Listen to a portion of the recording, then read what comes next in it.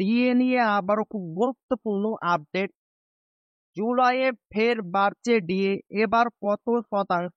2025 সালে সপ্তম বেতন কমিশনের মেয়াদ শেষ হচ্ছে। ইতিমধ্যেই অষ্টম বেতন কমিশন গঠনে অনুমোদন দিয়েছে কেন্দ্রীয় সরকার। আগামী বছর থেকে নয়া পে কমিশন কার্যকর হওয়ার কথা। সেই হিসেবে চলতি বেতন কমিশনের অধীন শেষ ডিএ বৃদ্ধির ঘোষণা আসন্ন।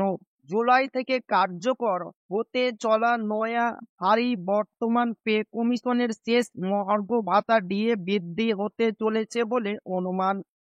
এই আবহে কেন্দ্রীয় সরকার কত শতাংশ হারে ডিএ বাড়াবে তা নিয়ে বিস্তর জল্পনা কল্পনা চলছে। এবার এই নিয়ে সামনে এলো বড় আপডেট। কেন্দ্রীয় সরকারি কর্মীদের সাধারণত বছরে দুইবার মহার্ঘ ভাতা বাড়ানো হয়। প্রথম দফায় জানুয়ারি ও দ্বিতীয় দফায় জুলাই থেকে নয়া হার কার্যকর হয়ে থাকে। গত মার্চ মাসে প্রথম দফার দিয়ে বাড়িয়েছে সরকার।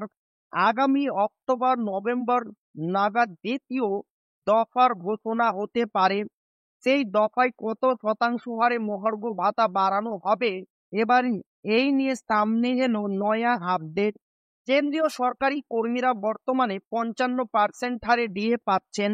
গত মার্চ মাসে মাত্র 2% হারে মহার্ঘ ভাতা বাড়িয়েছে কেন্দ্র। তবে মার্চ ও এপ্রিল মাসে সূচক ঊর্ধ্বমুখী থাকায় মনে করা হচ্ছে দ্বিতীয় দফায় 3% হারে ডিএ বাড়তে পারে। একটি সর্বভারতীয় সংবাদ মাধ্যমের প্রতিবেদন থেকে এমনটাই জানা যাচ্ছে।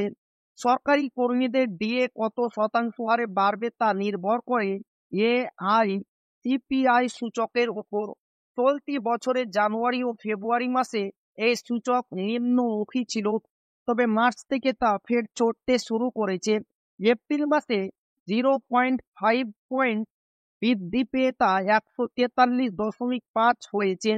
আগামী 2 মাসেও যদি এই সূচক এভাবে ঊর্ধ্বমুখী থাকে, তাহলে কেন্দ্রীয় সরকারি কর্মীদের 3% হারে মহার্ঘ ভাতা বাড়ানো হতে পারে বলে অনুমান। অন্যদিকে পশ্চিমবঙ্গের রাজ্য সরকারি কর্মীদের কথা বলা হলে বর্তমানে তারা 18% হারে ডিএ পাচ্ছেন।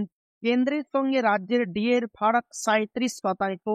তো এই ছিল ডিএ নিয়ে খুব গুরুত্বপূর্ণ আপডেট যা আপনাদের মাঝে শেয়ার করলাম। তো ভিডিওটি ভালো লাগলে অবশ্যই আপনার বন্ধুদের শেয়ার করবেন যাতে তাদের উপকার হয়।